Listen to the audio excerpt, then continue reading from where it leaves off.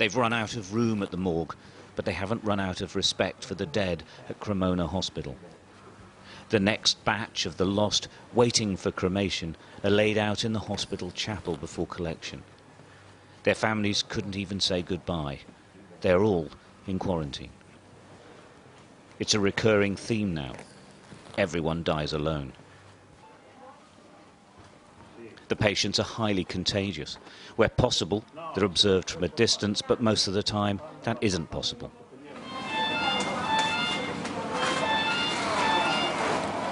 Nobody takes any risks. They wash and sanitize constantly. Gloves, masks, and protective clothes are regularly changed. In truth, these men and women are exhausted. The system is at breaking point, and they are as well.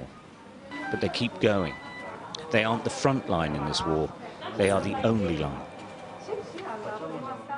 It's a very dangerous, is a disaster, is a tsunami. And we are here 12 hours a day. Only we are go to home for a few hours and come back here for the work, because we are here for the patients. The first, perhaps only bit of good news for the teams here is this man. We couldn't approach him, he's still too weak, but he waved. He is recovering. After 2 weeks, he is getting better. In that 2 weeks, though, not one other person on this ward improved, or worse, they died.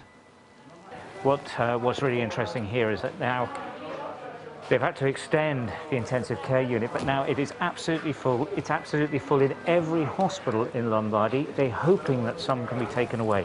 And the other really frightening development is that the patients are getting much, much younger because they are not being treated in hospital because there's no room for them.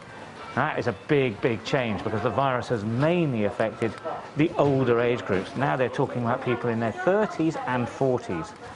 That hasn't been seen anywhere so far. The only illnesses being treated in Cremona Hospital now are linked to the coronavirus, and it's spreading. We opened this side of the department to intensive care only yesterday, and today it's already full. Oh, so in 1 day it's full? In 1 day, less than 1 day, yes.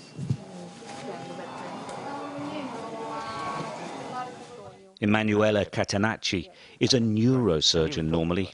Now she's working in intensive care. She asked to send a message to the world.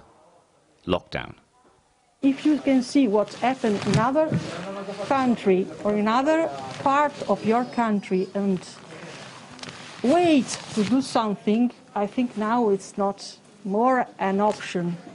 Maybe at the beginning we didn't know exactly what would be happen, but now we know what happened. It's you don't think that it's happening here and it can't happen everywhere else. It will. Because it will, if you don't do anything to stop it. In Lombardy, they haven't run out of hope, but they're struggling with pretty much everything else. They're waiting for the epidemic to peak, but it could be weeks. It could be much longer. Stuart Ramsey, Sky News, Cremona, Italy.